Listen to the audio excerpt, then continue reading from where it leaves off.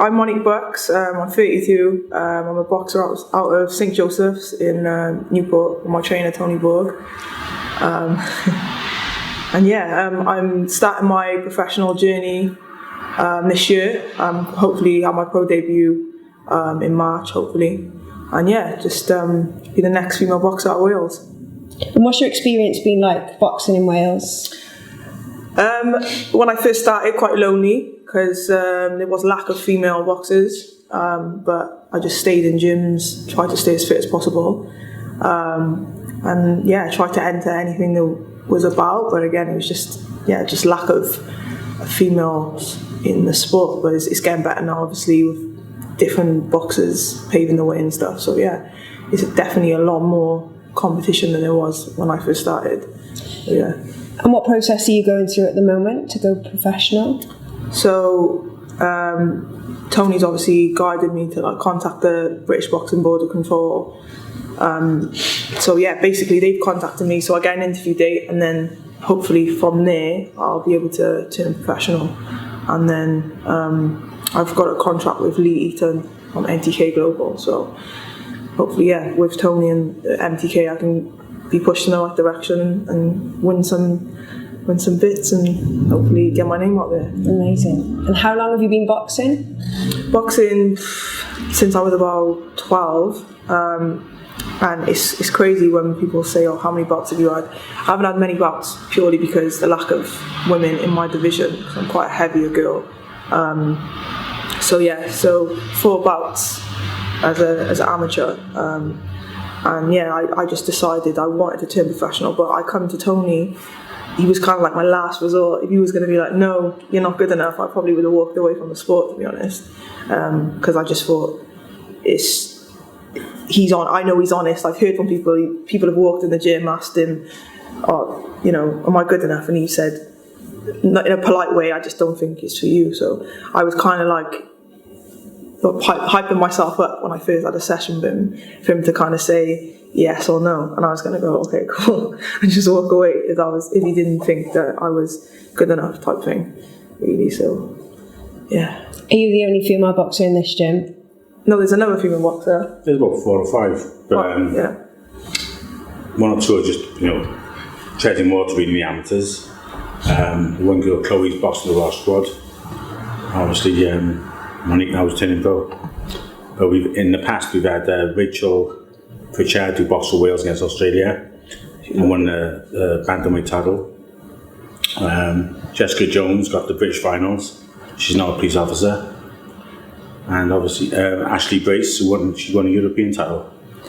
So she never lost a fight actually. She drew 1 fight, and the first shot at the European title she drew, and then she won it a couple of months later. So, yeah, quite success. Do you see any difference in training female boxers to male boxers at all? Yeah, you can't get a word in edgeways. I tell you like this. I try to I make jokes about it all the time, just crack jokes in the gym, messing around, but I treat them all the same. Just get on with it, because you've got to find out, no matter how hard someone's trained, how much they want to box. It's still different. You train really hard, you get your diet right, everything's right, you really want to do it, turn up with the best kit in the country, but it all changes when you get punched in the face. And that first punch lands on our face. Some people just think, whoa, I didn't think it was going to be like, I don't want this. So I don't want to take in punches in the gym, I don't want anybody in there. At the same time, I've got to be able to go into a contest knowing the chain going to take that first shot and think, whoa, the same for me. She's got to find out in the gym. So she's crossed that part now. We got over that. So we got past that. You got to see her in the gym, otherwise it's no good. You can train, you run 10 miles every day, train 3 times a day, your diet, everything right. As soon as you get hit on the face, it's a different, they say Team Jones, Team Williams, whatever. When that bell goes, you're on your own. That first wallop in the face can change everything. So what does a week look like for you two at the moment, training? Week's training? Yeah. Right, I'm in the gym 7 days a week. Monique's lady, she comes in once. Monique's a grafter as well. She likes to come in and train, and she likes to sort of see where she is with the boys, when they're doing 6 or 8 rounds, she tries to match them and find out what she needs to do. Obviously, she's going to box 4 2-minute rounds. So in the gym now, we're just getting her to feel comfortable doing 4 3-minute rounds. And fight night, she's got to do 2 minutes. She's going to be comfortable, isn't she? Yeah. Monique, what do you think drew you to boxing? I just feel like it's been in my blood. Like, my father was a boxer, and my grandfather was a boxer, and I just love the sport. I think it's one of them sports, and this is probably a little bit cheesy to say, but I don't think you choose it. I think it chooses you, because I think it's really, really hard. If you have a week off, you feel it. So I think props to anyone that stepped in the ring, and there's a contest, amateur or professional. It's not easy. So yeah, I just feel like even all the obstacles I've faced in just boxing and not being able to get fights, I've stuck around and wanted to keep doing it. So that tells me something. Even when there was no opportunities and my old trainer would say, "Oh, there's nothing for you. We're sorry, we can't get you any fights." I'd still be there, just like, okay, just training and still trying to.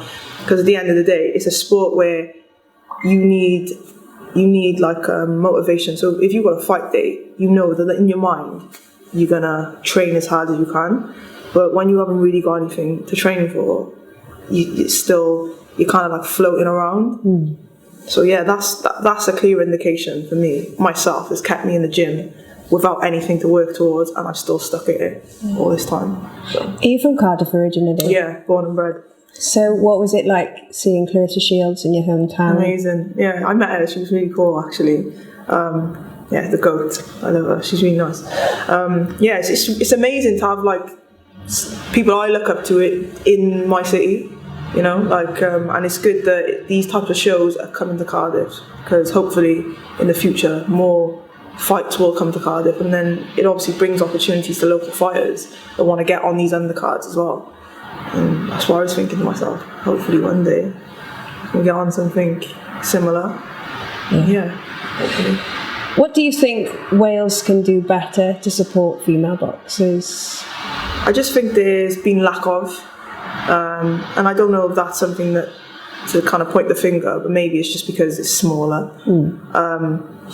I think obviously I haven't had the run on the amateur circuit because of, like I said, lack of bouts. I know in England there's a lot more competition because there's a lot more people, so I can't really comment and say, oh, Wales are doing this wrong, but I do feel like there could be, maybe from what I've heard, more funding for boxing, and it would help young people prosper better because they don't have to work like strenuous jobs. Because I know that obviously the GB squad offer like money a month for people to live, and then that way they can concentrate on their training.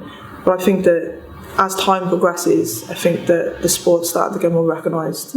So hopefully it starts to, there'll be more money in the pot for people. Yeah. And I think that, it's a grassroots sport, and it's getting more popular by the day. So hopefully it will, Wales will catch up and stuff with England, and there'll be more opportunities and stuff. I think with the higher weights and the lower weights, you go into a gym and you just assume that there's nobody else out there for you. And a lot of the trainers will do the same thing. Well, to be honest, you're too big or too small for your age or whatever. There's nobody out there can't get no fights for you. And that probably goes on in 30-40% of the gyms around the country. And there's somebody else out there for everyone else. There could be somebody in Bristol now, similar weight, similar experience, would love to be boxing pro, but thinks there's nobody out there. But you just got to, especially with the internet now, it's easy enough to find out what's out there. So I said to Monique, look on site, I'll give a couple of sites to look at and find out how many boxes there. And when you go back to the promoter's end, they say to you, we can't get you an opponent. So, well, I've had to look at this list here. Can you have a look at that? Let's see. Of course, there's 20 girls there. Yeah. And there are girls out there who are in the same position, they're training, they're thinking, I'm not going to get any fights anyway, but I enjoy the training, so I'll just train. Yeah. And the same with the little ones, I think there's nobody out there but there's somebody out there all the time. She's not unique in Great Britain, and there's lots of other girls in the same position thinking, I'd love to be boxing pro, or I'd love to be doing this. And the amateurs that don't look wide enough, maybe in a pro game now is listed there, what girls are out there. And maybe a couple more amateurs will turn pro. Yeah, definitely. I think Tony makes a valid point. Like, the weight's always been an issue for me. Even when I spoke to Tony and I was like, oh, kind of like afraid to tell him what weight I was, just in case he said the same thing as like previous trainers or whatever. But he was like, yeah, well, you'll fight at what you're comfortable at, and like that for me was like, oh, breath of fresh air. And it's nice to be able to think. You're not the only girl in the country your size. Yeah. There's lots of others, and they're all probably thinking the same. Oh, I probably won't get no fights. There's no girl. All the trainers out there saying there's no doubt that your size. You've got to get down to the weight, and you're killing yourself to make the weight. And then you get down to like 70 kilos, right, which is not your comfortable weight. And you get in that ring, and it's only a shadow of yourself. So it's weight pointless. Whereas, what you'll probably find if they get you a match at say 70 kilos, which is easier, that other girl might come down from 80 odd kilos herself, to killing herself to make weight. Yeah. So just try and be sensible. Yeah. And do you think the internet has helped that network then as it moves? Massive, yeah. You go on the internet, tap in, female boxers in gyfer and female boxers, whatever, and they'll come up there. You know, the girls who are registered will come up there.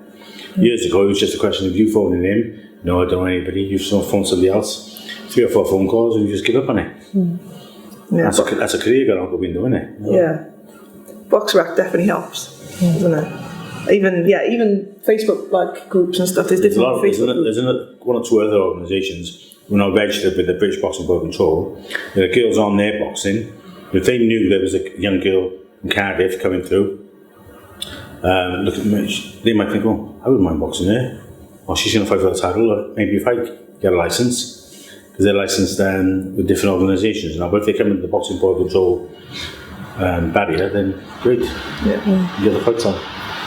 Gareth Jones was telling me about Katrina Phillips, who couldn't get licensed but fought Rudgina Halmach in Germany in the 80s, and the Klitschko's were on their undercard. Okay. And you like stuff like that, I never would have known, you know. I remember Jane Couch when she first. Oh yeah, she was a legend, Jane. Yeah. Yeah. She's nuts. She definitely paved the way for women, didn't she? Yeah. As well as like some Nicola Adams and stuff. But yeah, Jane. Making a film of her life story, aren't they? Oh, really? The film, yeah. It's amazing. And I didn't realise the first televised female bout was 2 amateur girls from Carmarthen in White Sands ABC. That's the first time women's boxing was ever put on. Yeah, that's right, yeah. Marie Davis and Marie Leaf. Neither of them box now, but they're my age. Still 36. There've been girls on the box squad now for years. I can't. Really small girls, 2 girls on there. Really small, I can't remember her name. But I had Rachel Pritchard here. Then she came in here. We had an open night, so she came in with a couple of friends from Chepstow, and she was really short and heavy. Just trained. She was trained really hard, and she was getting. I said, "Do you actually want to box?" She said, "I wouldn't mind." So I didn't come in, I just wanted to lose weight, but I wouldn't mind. She got better and better. So we got her the first fight, and she boxed at 10.5 stone. I think it was 9 months later, she was Welsh champion at 8 stone 4. Wow. Honest to God. Transformation just totally changed. Yeah. And she was married to Mitchell Buckland, who was an unbeaten pro. Oh, wow. Yeah, I know. Yeah. Gary Buckland and Mitchell Buckland. Well, she was married to Mitchell. And, wicked fighters there, aren't they? Yeah, she's a really good girl. Can I ask one final question to both of you then? What does boxing mean to you? You can answer this first. Me, I'm 57 now. I know it's hard to believe, but no, I'm 57 now. I've been in the gym since I was 7. It's 50 years, so I'm in the gym normally 6 to 7 days a week, every week without fail. Closed Christmas Day, open Boxing Day. So it's always everything. It's what I do all day, every day. Live and breathe it. I literally just want to make boxing my main focus. Obviously, I got to make money, I've got to survive, but I try to do as limited work as possible. I try to make it all about my training. It's something I've always wanted to do, and I feel like now I'm finally doing it. I feel like more comfortable in the gym than I do anywhere else, and it's also my happy space. So it's like... What you've got to do though is maintain, if you've got an income now from DJing or singing or whatever you're doing, working behind the bar, whatever you're doing, is just keep doing it. Keep doing it until it comes to a stage where, you've got to take a couple of weeks off for a fight or whatever. But if you turn your back on all that now and try and make way, it's hard. It's hard. You need the backbone, you need that, amount of money coming in, pay your bills and things like that. Otherwise, the pressures of your life at home are going to affect your training. You won't be able to go training because you're stressed out because of your bills and things. So definitely is about having a balance. Like I think that it do play a part in it. I think there's so many factors. You can't just say, right, I'm going to pack in work now, I'm going to be a pro boxer, because your next fight might be in 3 months' time. You got to live for 3 months. Yeah. And what happens then? You get paid, and when you finally get paid, you're all out. It's an official circle.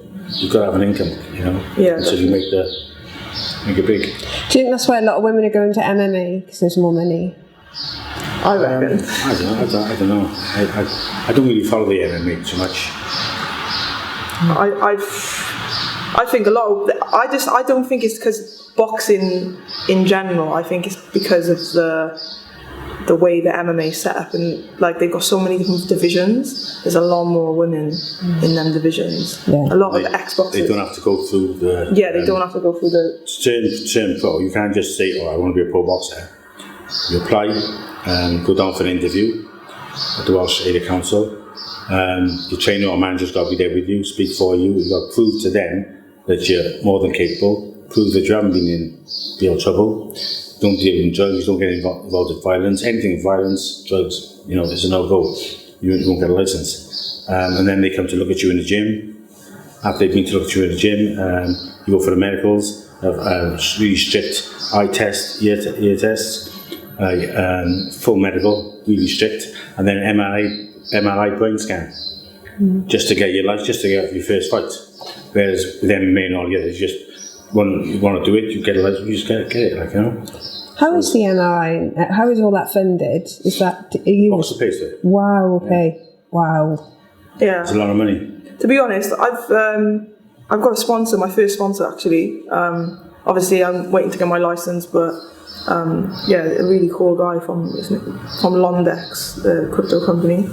So they've kind of invested in me. So hopefully, when I get my license, they'll help me with the funding for my medical, which is really good. Sounds extreme, but you wouldn't get much change to turn pro. You're taking your gloves, headgear, protective gear, training kits, your medicals. You wouldn't get much change over £1,000.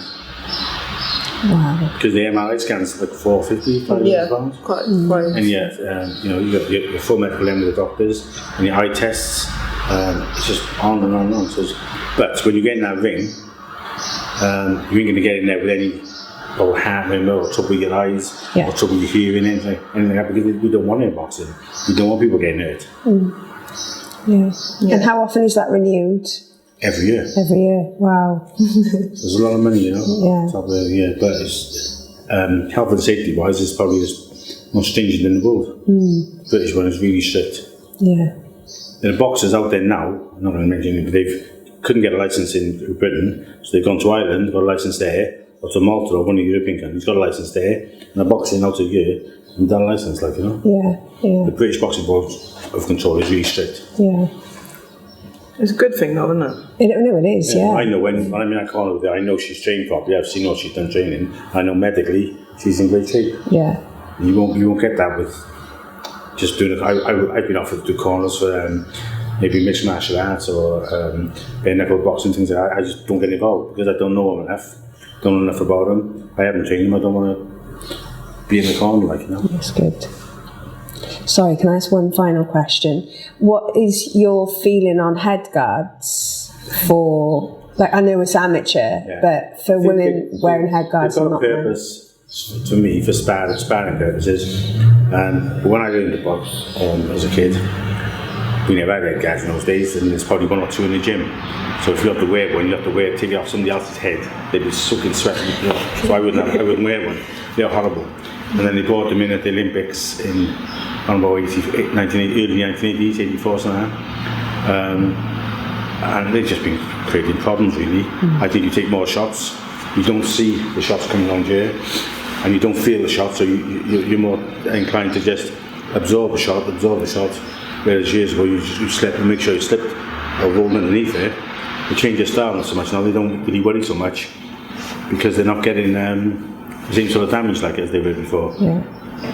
I think in the gym to train for sparring and things, they're handy. But again, you can become too comfortable with them. So when you're coming boxing sort of head to head, whereas we've got a head guard on, I've got a pad in there, and that pad is hitting her head. or her pardon, sorry, when you got the head guards off, you come together like that, and the head clashes. So when they took the head guards away from the amateurs eventually, the first couple of big tournaments, there were a couple of injuries through cuts because they weren't used to, they've been having the tear up, little scrap, and come together, heads coming together, but it didn't matter. But now with no head guard on either one, someone's going to get cut like so. I think with boxing will get back to changing the style a little bit more, being more head movement. Yeah, I agree with the head guard situation. Sometimes you don't need to move your head when you've got a head guard, obviously, or you're not so concerned about it. Yeah, it's the vision for me, and it's like after I say to Tony, I'm like, get it off. It just feels like sometimes it's like if you're boxing and you're trying to like slip a move, and someone, especially like people in this gym, the way Tony trains people, no one's ever like, they don't walk in straight lines, and they're not like they switch angles, they drop in their feet, moving, pivoting off. The head guards can on the side of your head there. Someone pivots off there. You can't see them, and then they catch you here. So sometimes it's your vision. It's like kind of like you want to be able to like see around it, and sometimes it's a bit. I mean, I know why you use them in sparring, because obviously if you're training for a fight, you don't want to get cuts and stuff. But so they are good for that. But in terms of like, and with regards to like brain damage, getting shot, you're getting hit more often with a head guard on. When you haven't got a head guard on, you're slipping the shots. You see shots coming, you're slipping and blocking them, catching them. With a head guard on, you're not doing it, so your head's still getting hit. So you might not get cut, but your head's still getting hit, and your brain's moving up, still moving on, still causing the damage, so you're getting it more often. So I'm not a great believer in the use of head guards only for sparring purposes. If you've got a fight coming up, you don't want to take a risk getting cut. 2, 1, double jab, 6, 3 and 2.